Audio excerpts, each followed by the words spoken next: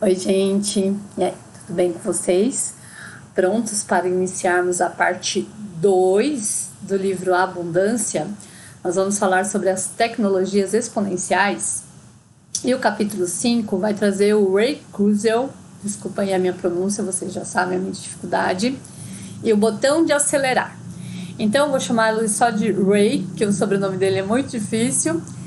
Ele é um inventor e ele é o maior futurista da atualidade. Então ele faz as previsões tecnológicas já desde a década de 80. E ele acertou várias previsões das quais ele fez. Então ele vem nesse capítulo, né, o Peter Diamandis, que é um dos autores do livro, traz o Ray nesse capítulo para mostrar pra gente como que já desde a década de 80 era prevista as tecnologias exponenciais, como elas cresceriam no decorrer do tempo. E uma das primeiras pessoas a perceber isso foi o Ray Kurzweil. Ele desde pequeno, desde os 5 anos de idade, ele já queria ser inventor.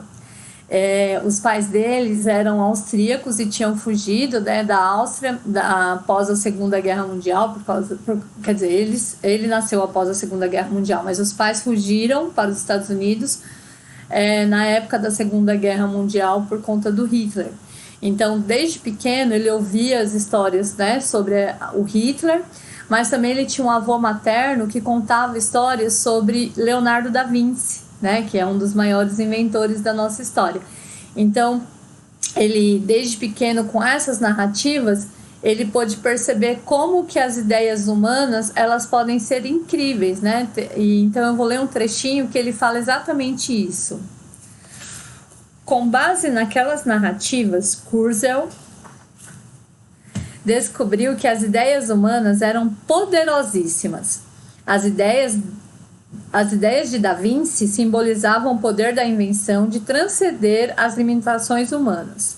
As ideias de Hitler mostravam o poder de destruir.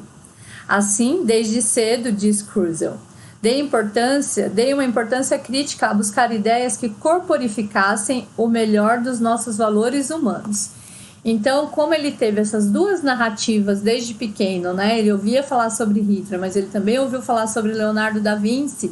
Ele começou a ter uma visão crítica, né? Como a gente já falou nos capítulos anteriores, o que a gente tem hoje é uma crise de valores. A gente sabe, sim, né, que a tecnologia está evoluindo muito rápido, mas a gente tem que usar essa evolução a favor de nós, seres humanos. E como que a gente vai fazer isso? Então, essa é a grande preocupação do Ray. E aí eu vou ler outro trechinho para falar um pouquinho sobre as invenções que ele já tem e como ele já contribuiu nesse sentido para a humanidade. Desde essa época, Kurzweil tem estado à altura de sua meta. Inventou dezenas de maravilhas. O primeiro scanner de mesa CCD, o primeiro sintetizador texto-fala do mundo, a primeira máquina de leitura para cegos e muito mais.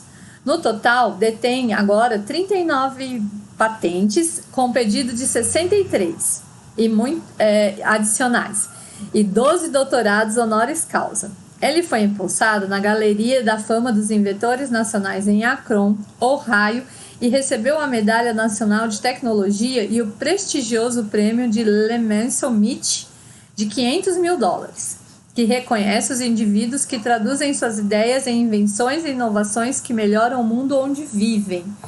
Então, o Ray, ele tem sim essa preocupação daquela questão que a gente falou alguns capítulos, acho que quando a gente falou sobre a pirâmide, do faça você mesmo. Então, ele, enquanto indivíduo, desde pequeno, ele quis inventar coisas que pudessem melhorar o nosso mundo. Tem um filme sobre a história dele, um documentário, O Homem Transcendente. Eu até assisti ontem, que eu estava preparando o roteiro desse vídeo para vocês. É bastante interessante. Eu vou deixar o link aqui na descrição desse vídeo, se vocês quiserem assistir. Só que é assim, se vocês forem assistir, desliguem o botão do julgamento, porque ele tem uma visão assim para muito além do que o nosso cérebro linear é capaz de compreender. Então ele fala sobre imortalidade, sobre a vontade dele de trazer o pai de volta à vida.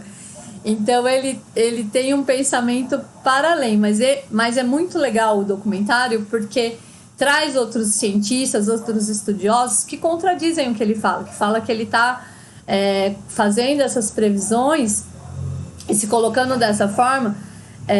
E aí tem um estudioso que fala sobre religião, que fala que ele está querendo ser acima de Deus, então isso também pode levar à nossa destruição. Tem outro estudioso que fala que ele está que pode ser que tudo isso ocorra assim, mas não nesse tempo que ele está prevendo nos livros dele. Então é bastante interessante, se vocês quiserem, né, um quero mais, né, um conhecimento a mais sobre o Ray Kurzweil. Mas vamos continuar aqui dentro desse capítulo. Então, e no filme, voltando lá no filme só um pouquinho, essa máquina que ele fez de leitura para cegos, ele inventou a primeira versão em 1975. Era uma máquina gigante, mas foi assim incrível para os cegos, porque até o Stevie Wonder, que é um cantor famoso, ele fala, foi a primeira vez que ele teve a oportunidade de ler de forma privada, porque até então ele precisava das outras pessoas lessem para ele as coisas. Então foi muito inovador naquela época, e ainda porque essa máquina de 1975, que era uma coisa gigante, que custava de 10 a 20 mil dólares, hoje o documentário é de 2009, ele antecede um pouquinho esse livro. Inclusive o autor desse livro, Peter Diamandis, também aparece nesse documentário falando sobre as tecnologias. Hoje esse leitor ele é portátil, ele é pequenininho, ele cabe no bolso. Então, para a gente sempre pensar nisso, se a gente tem que ter a ideia. Quando a gente começa a ter a ideia, existe a possibilidade dela ser desenvolvida. Por isso que o Ray fala do poder das ideias humanas. Então a gente tem que acreditar que é possível transformar o mundo, que é possível tornar ele um mundo melhor e começar a trabalhar nisso, né? Só acreditar é otimismo ingênuo. Então vamos continuar. Uma curva numa folha de papel. Então, nesse trecho, eles vão falar como eles começaram a estudar por meio dos gráficos, porque o Ray Kurzweil, ele faz essas análises futuristas dos avanços da tecnologia, não baseado só no que ele pensa. Existe um monte de dados. Lembra quando eu fiz a primeira leitura lá no Poder do Hábito da Target, que ela conseguia lá descobrir se as mulheres estavam grávidas ou não? Era um estudo de dados. E é isso que o Ray faz. Ele faz estudos de dados e a partir dos gráficos ele consegue prever o crescimento exponencial de determinadas coisas. E o primeiro estudo que foi feito sobre isso foi na Força Aérea na década de 50, quando eles estavam começando a estudar como que os aviões estavam cada vez mais rápidos. E a partir desse estudo, eles conseguiram prever que, conforme a velocidade fosse aumentando, seria possível fazer uma viagem até a Lua. Isso em 53. A viagem até a Lua ocorreu em 69. Então, em 53, quando eles fizeram essa previsão de possibilidade, não existia ainda nenhuma tecnologia possível para que essa viagem acontecesse, mas já havia essa previsão. Então, o Ray ele baseia nessa questão, nos fatos. Na curva do papel que eles falam, ele mostra muito os gráficos exponenciais. O gráfico exponencial, ele começa assim, quase reto e de repente ele sobe. Então, é esse crescimento que tem ocorrido. E aí na década já de 60, foi descoberta a lei de Moore. Gordon Moore, ele estudou a questão dos componentes integrados, que são os componentes que vão dentro dos computadores, que armazenam os dados. E aí ele descobriu que a cada ano dobrava o tanto de dados que eles conseguiam fazer caber naquele... Por isso que a gente fala, né, que o primeiro computador é real. O primeiro computador era grandão e agora ele vai diminuindo porque eles vão conseguindo armazenar mais dados e menos espaço. Essa é a lei de Moore. Vou ler o trechinho que fala sobre ela. Lei de Moore afirma que a cada 18 meses o número de transistores em um circuito integrado dobra, o que essencialmente significa que a cada 18 meses os computadores ficam 2 vezes mais rápido pelo mesmo preço. Então, essa é a questão que a gente até falou um pouco no capítulo anterior, das coisas se tornarem abundantes e se tornarem menos caras, né? O custo do valor de cada objeto. Então, eles ficam 2 vezes mais rápido, mas com o mesmo valor porque eles cabem no mesmo espaço. O Google no cérebro. Então, o Ray, ele fez várias Ele faz vários estudos, várias previsões sobre a tecnologia. Ele escreveu já alguns livros. Não sei, né, gente? De repente eu afirmo que é o primeiro livro, ele tem livros anteriores. Mas o primeiro livro que é citado aqui neste livro é um livro de 1988, A Era das Máquinas, em que ele, já nesse livro, ele previu a queda da União Soviética. Ele previu que um computador venceria aquele jogador de xadrez famoso, e também a invenção da internet, do www. Na verdade, a internet já existia, mas como ela ia ficar integrada e tomar conta, né, de todo mundo, né, no www.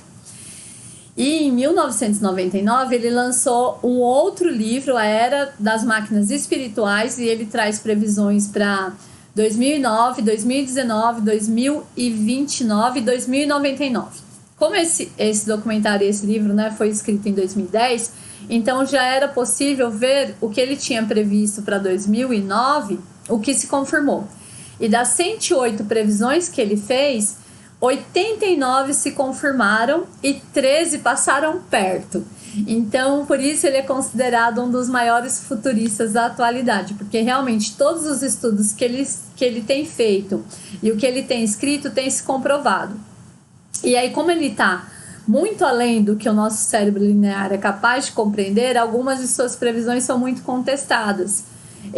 Aí essa questão do Google no cérebro. Então ele fala que vai chegar um momento que nós vamos ter, porque isso eu vi no documentário ontem, que ele fala que é a união da genética, da nanotecnologia e da robótica, né? O GNR. Genética, nanotecnologia e robótica, que vai nos tornar melhores humanos. Aí a gente fala de biotecnologia. Então ele fala que vai chegar um momento que nós vamos ter o Google embutido aqui, né? Nós vamos ter neurotransmissores embutidos no nosso cérebro, que se a gente não souber de alguma coisa, a informação vai chegar. Eu vou ler esse trechinho que ele fala sobre isso. Eis a parte controvertida. À medida que nossos computadores mais rápidos ajudarem a projetar tecnologias melhores, os seres humanos começarão a incorporar essas tecnologias aos seus corpos. Neuropróteses para aumentar a cognição, nanorobôs para reparar a devastação das doenças, corações biônicos para protelar a decrepitude. Em Google, a biografia Como o Google Pensa, Trabalha e Molda Suas Vidas, do cofundador da Google, Larry Page, descreve o futuro da pesquisa em termos semelhantes. Ele, o Google, será incluído nos cérebros das pessoas. Quando você pensar em algo que não conhece muita coisa, automaticamente obterá a informação. Kurzweil celebra essa possibilidade futura. Então, o Ray faz essa previsão e o Larry Page, que é um dos cofundadores da Google, no seu livro também fala sobre isso. Então, eles acreditam que isso é uma possibilidade, sim. Aí, por isso que eles falam de controvertido, porque até que ponto as máquinas vão poder ser acondicionadas no ser humano, né? As neuropróteses, as questões biônicas. Então, a gente entra em alguns dilemas, né? Da questão da humanidade mesmo. Então, esse é o ponto controvertido das tecnologias exponenciais. Até que ponto eu aceitaria isso, né? E isso é muito particular de cada um, e isso é o futuro. Até o Peter Diamandis, no documentário, que é o autor desse livro, ele fala assim, não é uma questão da gente discutir se isso é bom ou ruim de acontecer. Vai acontecer, nós vamos chegar a esse momento. E aí, quando chegar nesse momento, vai depender se eu vou aceitar ou não, mas vai haver esse momento de que seja possível que haja neurotransmissores dentro da gente, melhorando a nossa capacidade humana, tá? Então, não é a questão de se é bom ou ruim. Vai chegar esse momento, aí nesse momento você pode escolher ou não. Essa é a questão.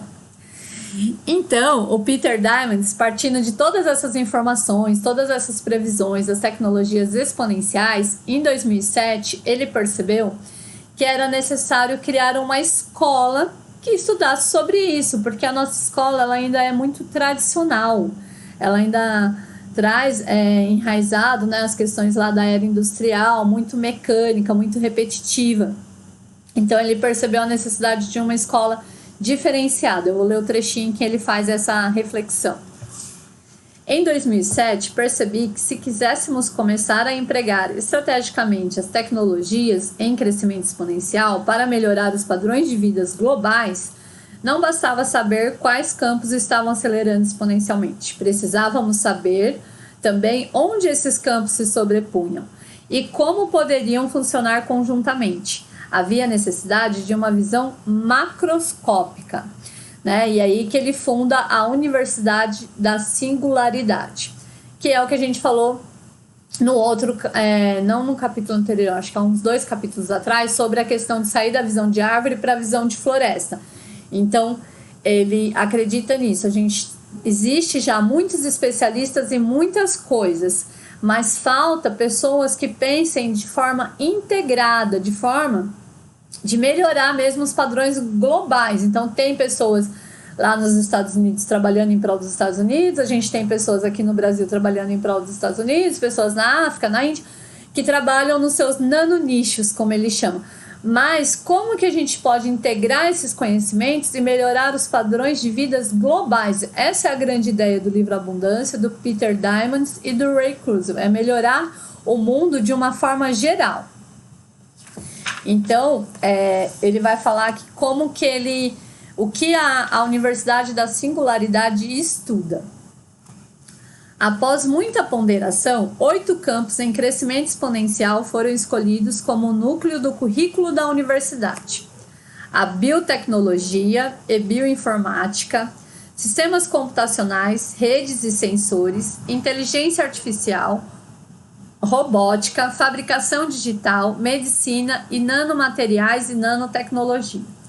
Cada um deles tem o potencial de afetar bilhões de pessoas, resolver grandes desafios e reinventar indústrias. Esses 8 campos são tão importantes para o nosso potencial de abundância que o próximo capítulo se dedica a explicar cada um.